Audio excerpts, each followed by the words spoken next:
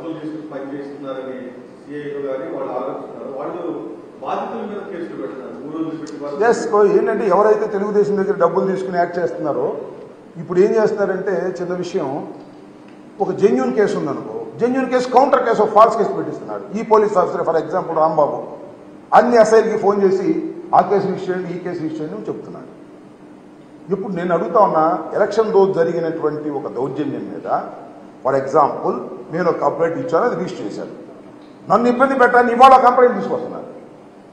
Complaint తీసుకొస్తే అర్థం అయిపోతుంది కదా పోలీసు వారికి, అర్థం కదా.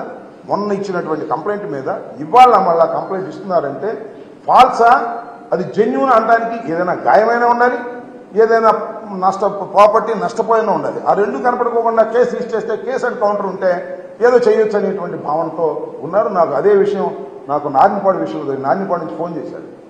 ఏమండి వాళ్ళు కేసు ఇస్తున్నారండి అంటే వాళ్ళకి ఫోన్ చేశాడు, ఏమయ్యా మేము చేయింది కేసు ఎందుకు ఇస్తున్నారని అడిగారు లోకల్ వాళ్ళు.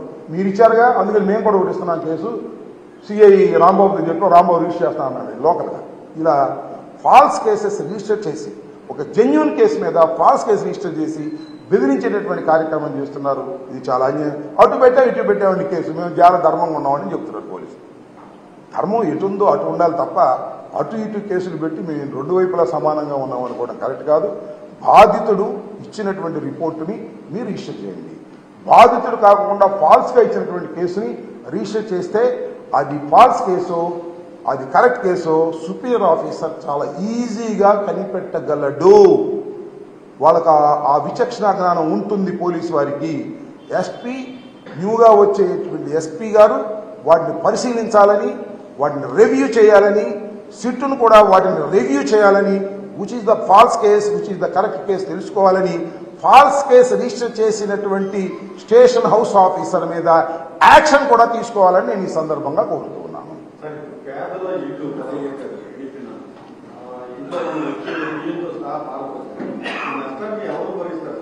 విల్ సీ లేటర్ నేను చూద్దాం. ఇప్పుడు ఫర్ ఎగ్జాంపుల్ తొండపి ఉంది, తొండపిలో అంతా ముస్లిమ్స్ పాపం, ఏ రోజుకి ఆ రోజు రెక్కాడితే కానీ డొక్కాడినటువంటి ప్రజానీకం వారి మొత్తాన్ని వారి వాస్తవాన్ని ధ్వంసం చేశారు.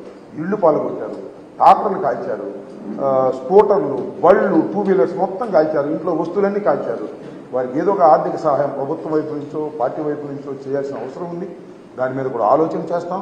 తప్పనిసరిగా నేను మనవి చేస్తున్నా, చెప్పడం కొద్దిగా అతిశక్తి ఉంటుందేమో కానీ జగన్మోహన్ రెడ్డి గారు మనం చెప్పాడు కదా, ఏమీ తేడా ఉండదు.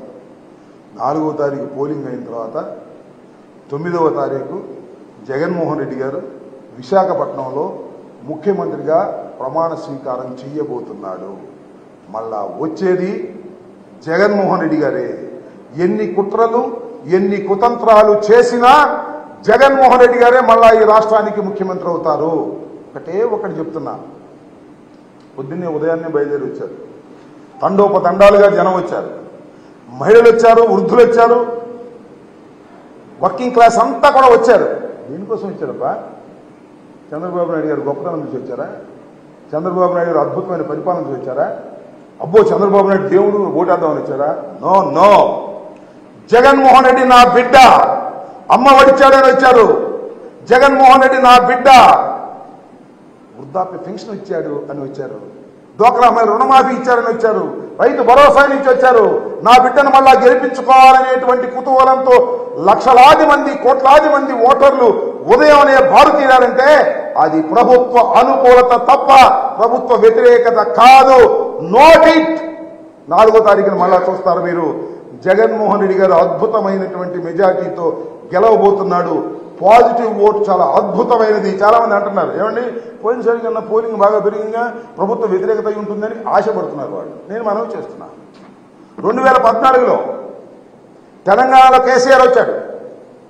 2018లో జరిగింది మనకన్నా ముందు, 1 సంవత్సరం ముందో 6 నెలల ముందో.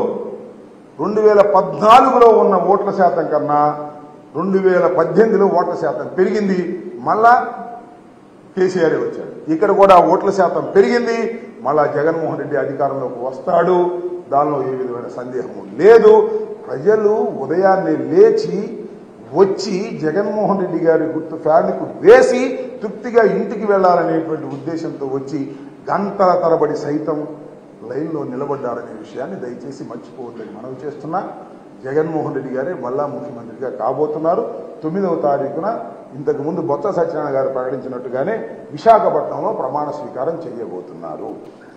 సరే, ఇక్కడ జరిగిన గొడవల వల్ల కానీ పోలీసులు వైఫల్యం చెందని ఆరోపిస్తున్నారు కాబట్టి మీ విద్యావకాశాల మీద ఉన్న ప్రభావం ఏ విధమైన ప్రభావం ఉండదు.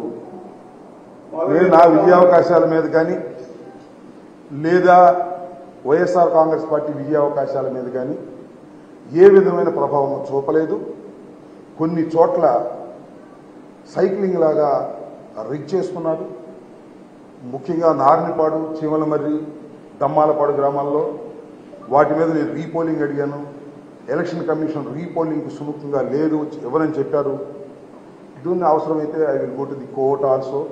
నాకేం ఓటమి భయంతో కోర్టుకు వెళ్తున్నాను అనుకోకండి.